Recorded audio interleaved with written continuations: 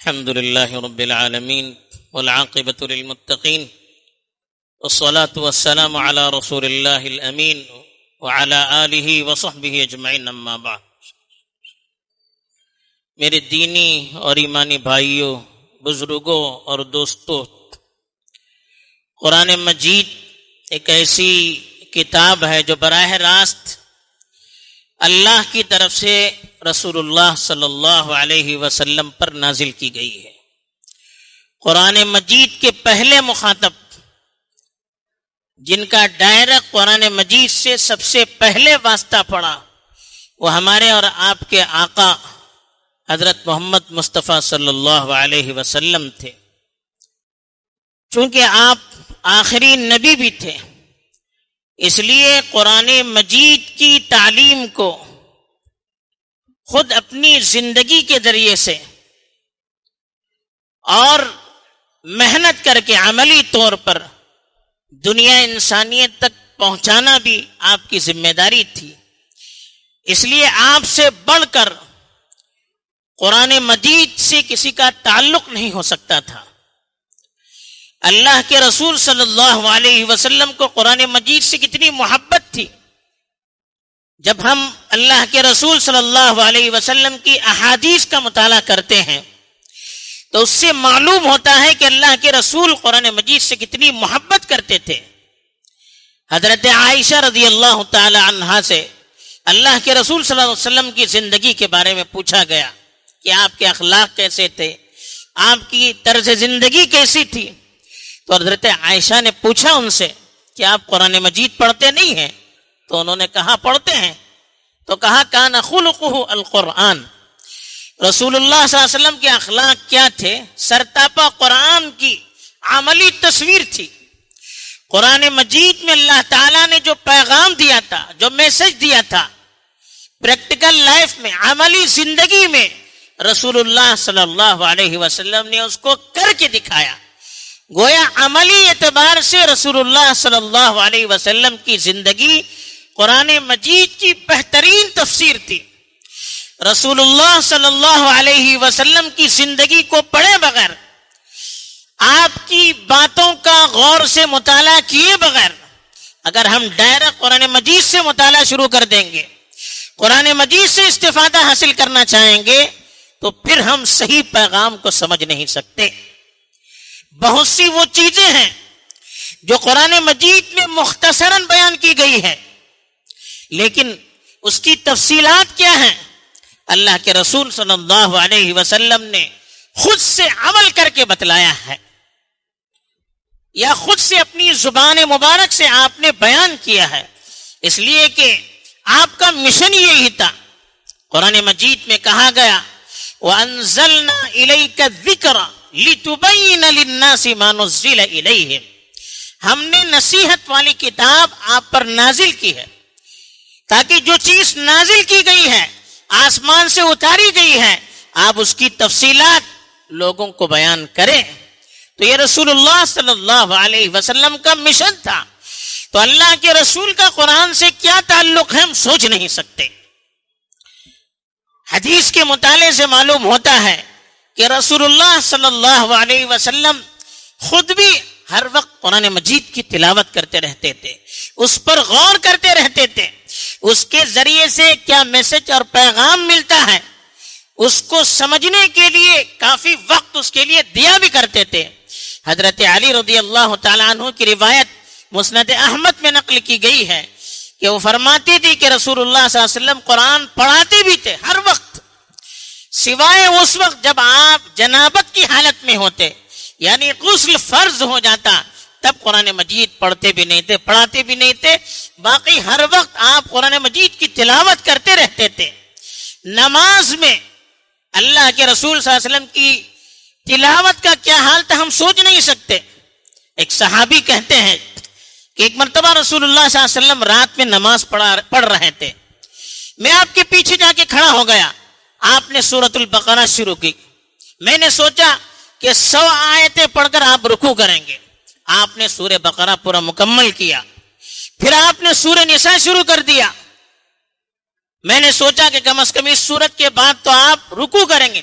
سورہ نساء بھی مکمل کر دیا, پھر آل عمران شروع کر دیا, اس کو بھی آپ نے مکمل کر دیا. تقریباً 5.25 پارے ہو جاتے ہیں ایک رکعت میں اللہ کے رسول صلی اللہ علیہ وسلم نے تلاوت کی.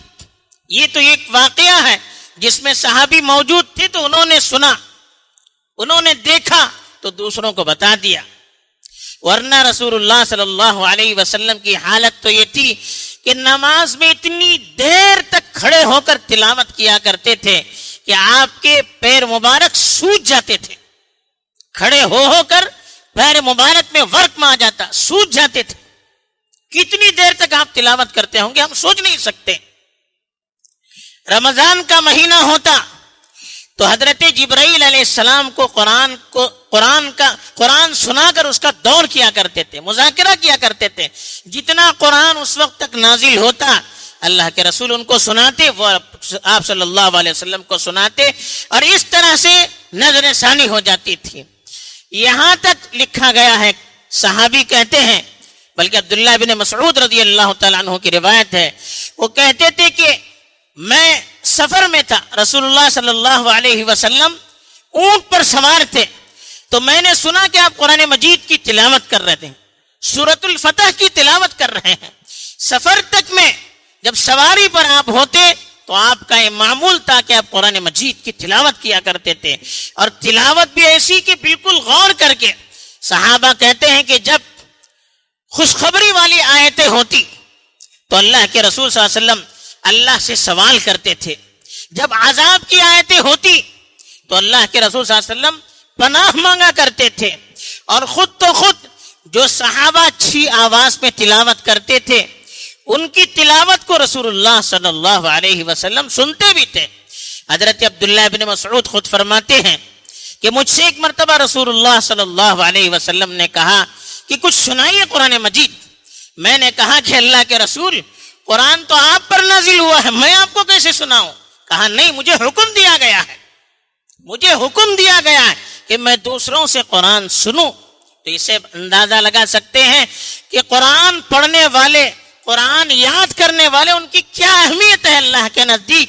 خود رسول اللہ صلی اللہ علیہ وسلم سے کہا گیا کہ ان سے آپ قرآن سنیے.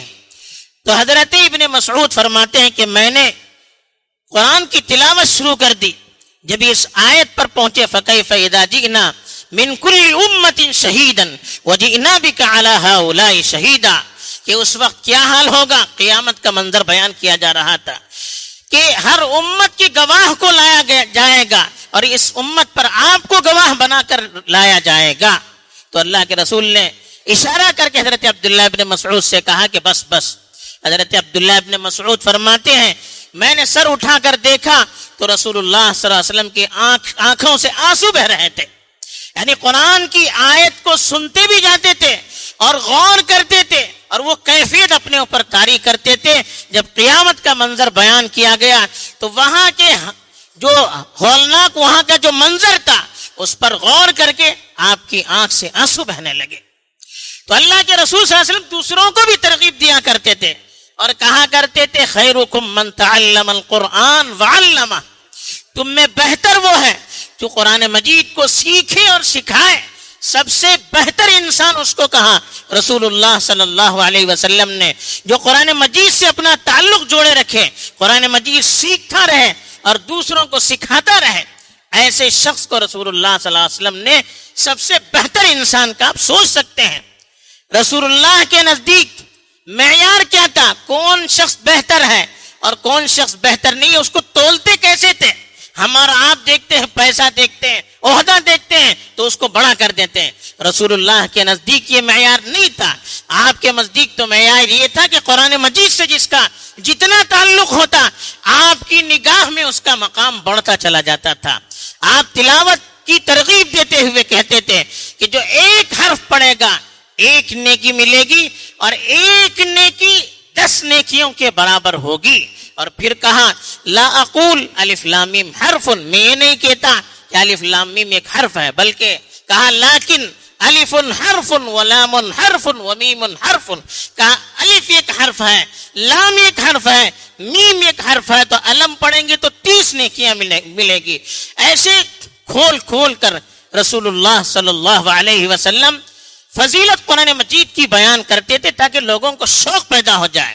جب ایسی فضیلتیں سنیں گے تو کتنے شوق سے لوگ پڑھیں گے. ہم قرآن مجید تو پڑھتے ہیں لیکن اس پر کیا اللہ کی طرف سے انعام ملنے والا ہے، کیا خوشخبریاں رسول اللہ صلی اللہ علیہ وسلم نے سنائی ہیں، اس کو ہم پیش نظر نہیں رکھتے، اس کو سامنے نہیں رکھتے، اس پر غور نہیں کرتے. اس لیے ہمیں قرآن مجید کی تلاوت میں وہ مزہ نہیں ملتا، وہ شوق نہیں ملتا، وہ ذوق نہیں ملتا. صحابہ کے سامنے چیزیں تھی، اس لیے صحابہ جب تلاوت کے لیے کھڑے ہو جاتے تو کھڑے ہو کر تلاوت کرتے تو تیر بھی لگ جاتے تھے، دشمن کا تیر لگ جاتا، لیکن تلاوت چھوڑنے کے لیے تیار نہیں ہو جاتے تھے. اتنا مزہ ان کو قرآن مجید کی تلاوت میں آتا تھا. تو رسول اللہ صلی اللہ علیہ وسلم صاحب قرآن کا بڑا اکرام کرتے تھے. رسول اللہ صلی اللہ علیہ وسلم کے بارے میں آتا ہے کہ غزوہ احد کے موقع پر جب بہت سارے لوگ شہید ہوئے تو ایک ایک قبر میں 2 لوگوں کو دفن کرنا پڑا. تو دفن کرتے وقت جب لحد لگانے کا موقع آتا تو رسول اللہ صلی اللہ علیہ وسلم پوچھتے تھے کہ ان میں قرآن کس کو زیادہ یاد ہے. جب کسی کے بارے میں بتایا جاتا کہ اس کو زیادہ یاد ہے تو پہلے اس کو لحد لگاتے تھے. یعنی مرنے کے بعد بھی صاحب قرآن، جس کو قرآن جتنا زیادہ یاد ہوتا، ان کا اکرام پہلے کرتے تھے. ایسے ہی ایک مرتبہ ایک قافلہ جا رہا تھا تو رسول اللہ صلی اللہ علیہ وسلم نے سب سے پوچھا تم کو کتنا قرآن یاد ہے، تم کو کتنا قرآن یاد ہے، تم کو کتنا قرآن یاد ہے. سب نے بتا دیا. ایک اس میں سے نوجوان تھا جو سب سے کم عمر تھا، اس نے کہا کہ مجھے فلاں فلاں فلاں سورتیں یاد ہے اور سورۃ البقرہ بھی یاد ہے. رسول اللہ صلی اللہ علیہ وسلم تعجب سے پوچھنے لگے سورہ بقرہ بھی آپ کو یاد ہے؟ کہا مجھ کو سورہ بقرہ بھی یاد ہے. تو فرمایا اذهب انت امیرهم، کہا جاؤ تم ان کے امیر ہو. سب سے چھوٹا تھا لیکن قرآن اس کو زیادہ یاد تھا تو اس قافلے کا امیر آپ نے اس کو بنایا جس کو قرآن زیادہ یاد تھا. ایسے ہی امامت کا جب مسئلہ آیا تو اللہ کے رسول صلی اللہ علیہ وسلم نے فرمایا یا القوم اقرؤہم، جو قرآن کا زیادہ ماہر ہوگا وہ لوگوں کی امامت کرے گا. چنانچہ بعض وہ صحابہ جو غلام تھے ان کے پیچھے بڑے بڑے صحابہ نماز پڑھتے تھے. کیوں؟ ان کو قرآن زیادہ یاد ہوتا تو ان کی عزت آپ اس طرح کرتے کہ ان کو امامت کے لیے مقدم کرتے. جو سب سے بڑی عبادت دنیا میں ہو سکتی ہے اور سب سے بڑا اعزاز ہو سکتا ہے امامت کرنا، اس کے لیے آپ اس کو مقدم کرتے تھے جس کو قرآن مجید زیادہ یاد ہوتا تھا. بلکہ رسول اللہ صلی اللہ علیہ وسلم نے تو یہاں تک فرمایا ان اللہ یرفع بہذا الکتاب اقواما ویضع بہ آخرین، کہ اللہ تعالیٰ اس کتاب سے بہت سی لوگوں کو عزت دیتے ہیں جو لوگ اس کتاب کی قدر کرتے ہیں، تلاوت کرتے ہیں، غور کرتے ہیں، اس کتاب کے مطابق اپنی زندگی گزارنے کی کوشش کرتے ہیں اور اس قرآن کو اپنے لیے دستور، قانون، ماڈل اور نمونہ بناتے ہیں. اللہ ان کو اس قرآن کی وجہ سے عزت دیتے ہیں. اور جو لوگ قرآن کی تعلیمات پر غور نہیں کرتے ہیں، قرآن کی قدر نہیں کرتے ہیں، قرآن کو اپنے لیے دستور عمل نہیں بناتے ہیں تو ایسی قوم کو اللہ تعالیٰ ذلیل کر دیتے ہیں. جیسے اقبال نے کہا تھا وہ زمانے میں معزز تھے مسلمان ہو کر اور تم خار ہوئے تارک قرآن ہو کر.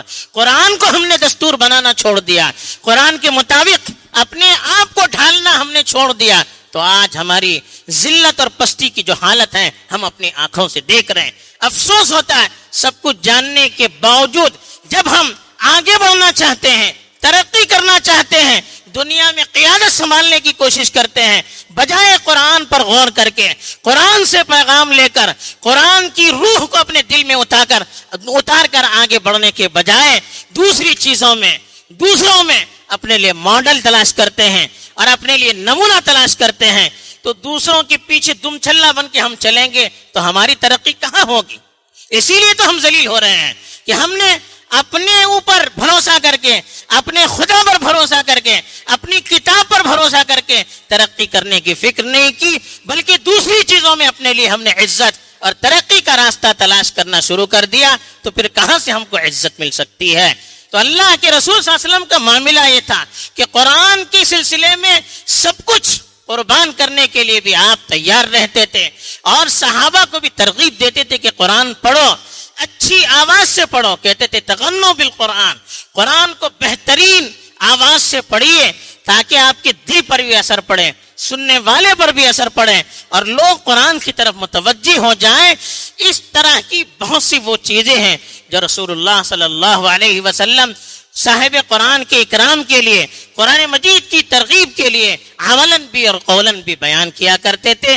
تو ہمیں بھی چاہیے کہ ہم رسول اللہ صلی اللہ علیہ وسلم کے مطابق, زندگی کے مطابق اپنے لیے بھی قرآن میں نمونہ تلاش کریں, قرآن کی تلاوت کریں, قرآن کو سمجھنے کی کوشش کریں. اچھی تلاوت جو کرتے ہیں ان کو سنیں, اچھی سے اچھی آواز میں خود بھی پڑھنے کی کوشش کریں اور ایسی مجلسوں میں بھی شریک ہوں جہاں قرآن کی تلاوت کی جاتی ہو, جہاں قرآن کا پیغام بیان کیا جاتا ہو, جہاں قرآن کو عملاً سکھانے کے لیے دروس دیے جاتے ہوں. ایسی مجلسوں میں ہم شریک ہوں گے اور قرآن کی قدر کریں گے اور اپنے آپ کو قرآن کے تابع بنانے کی فکر کریں گے تو انشاءاللہ وہ وقت دور نہیں, پھر دوبارہ اللہ کی طرف سے عزت اور سربلندی کے فیصلے ہو جائیں. اللہ تعالی ہمیں توفیق دے, آمین.